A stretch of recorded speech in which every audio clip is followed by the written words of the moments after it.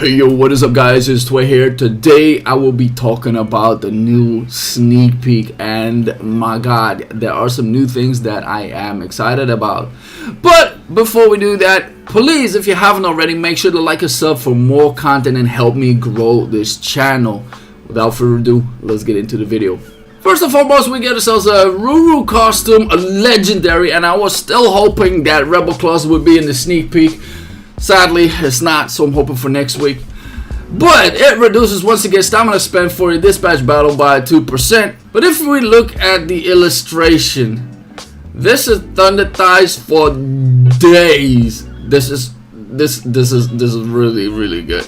Moving on to a front and a back shot. Okay, I need to focus. We got ourselves some S1s, S2s. Looking entirely different from her usual kit. And then we got an S3 that, wow, barrage of damage. This is sickening. But the one thing that I would like to have in a sneak peek like this is the auto attack motion, because this character, for instance, is a auto attacking character.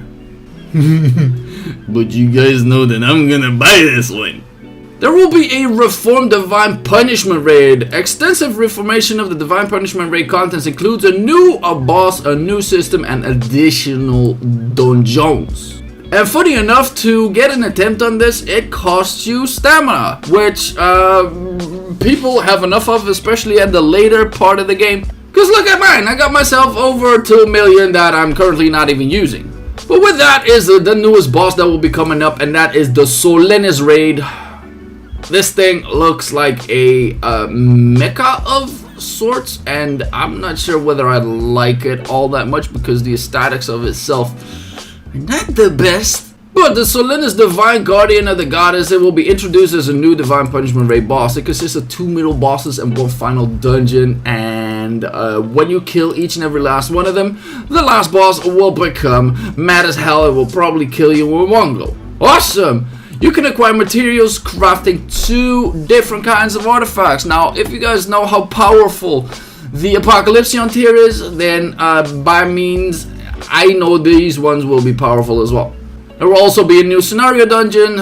Technically, the too long did read. Apocalypsion had a men serve her, men killed dragons, dragon became mad as hell, became calamity of destruction, and that is what she is right about now. And for the Solenis part, there are some confusing things in here. We're talking about a nation called Vespia, which I haven't heard of just yet. It might be just me. And gave an offering to Lua, lots of battles came along, and then Solenis just got mad as well. Gigantic sword, smiting people, killing them. But this piece of content, ladies and gentlemen, is what I anticipate the most.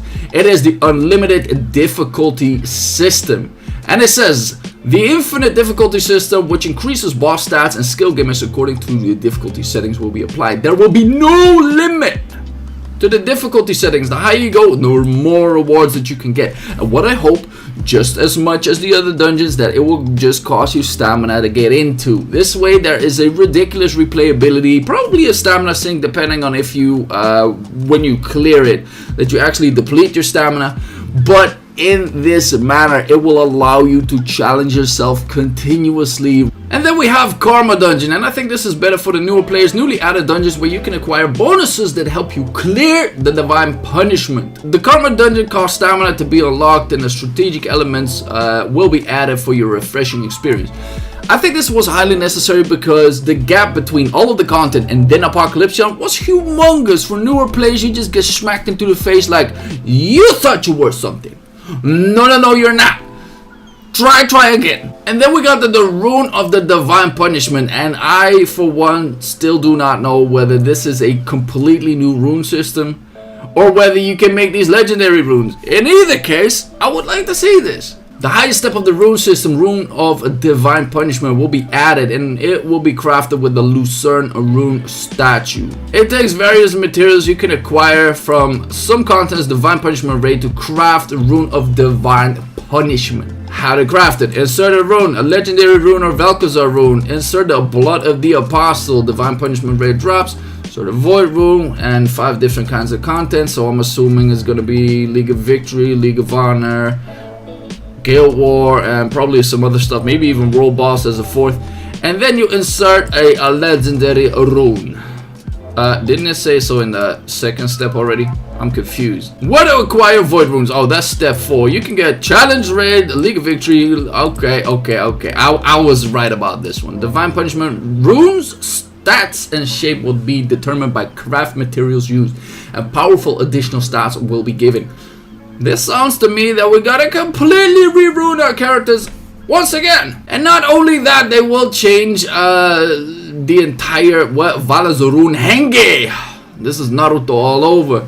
And to my and I honestly don't know how this is gonna look like, but I think we just need to wait till next week to make some sense of this all. And last but not least, we got some cuteness over here. Luna, I hope you die in a ditch. I don't like you in the League of Honor settings because you're way too overtuned.